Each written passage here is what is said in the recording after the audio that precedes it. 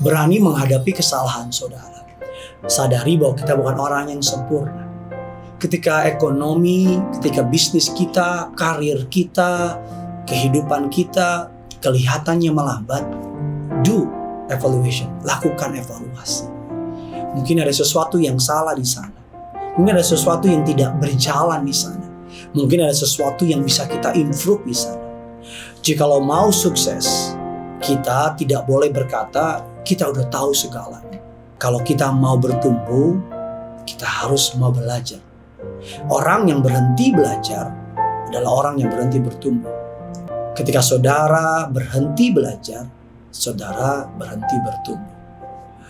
Perubahan harus dilakukan supaya kita menjadi lebih baik. Successful people always try to improve. Orang sukses itu selalu mencoba untuk mengimprovisasikan segala sesuatu. Bahkan orang sukses selalu mendorong mereka keluar dari zona nyaman. Orang yang merasa dirinya sudah mampu, sudah bisa, dan gak perlu belajar dari orang lain, tinggal tunggu tanggal mainnya, akan ditinggalkan oleh yang lain. Apakah saya pengen kelihatan baik atau saya pengen jadi baik? Kalau saudara pengen kelihatan baik, saudara gak perlu belajar. Tapi kalau saudara pengen menjadi baik, saudara harus terus belajar. Memperbaiki diri kita dari hari ke sehari. Agar melalui hidup kita, nama Tuhan boleh dipermuliakan. Lepaskan masa lalu saudara. Tinggalkan semua. Keberhasilan termaksud melupakan atau menyingkirkan hal-hal yang negatif. Belajar dari kesalahan saudara. Paulus mengatakan, aku melupakan yang ada di belakangku.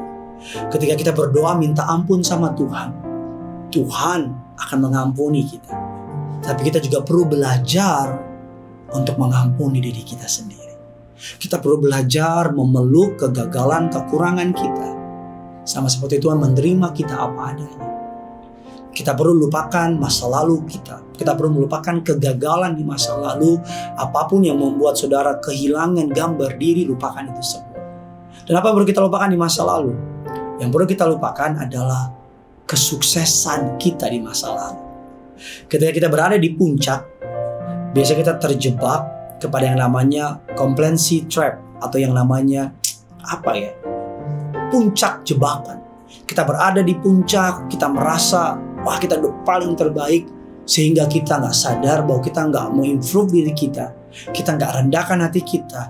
Tapi tanpa kita sadar, kita mulai turun ke bawah. That's why kita terus mau belajar. Karena biasanya kata orang yang paling susah bukan naik ke atas, tapi yang paling susah itu naik, mempertahankan di atas, untuk kita bisa terus berada di level tertinggi. Dan untuk bisa kita terus ada di level tertinggi, tidak lain tidak bukan, kita harus terus berjalan bersama-sama dengan Tuhan.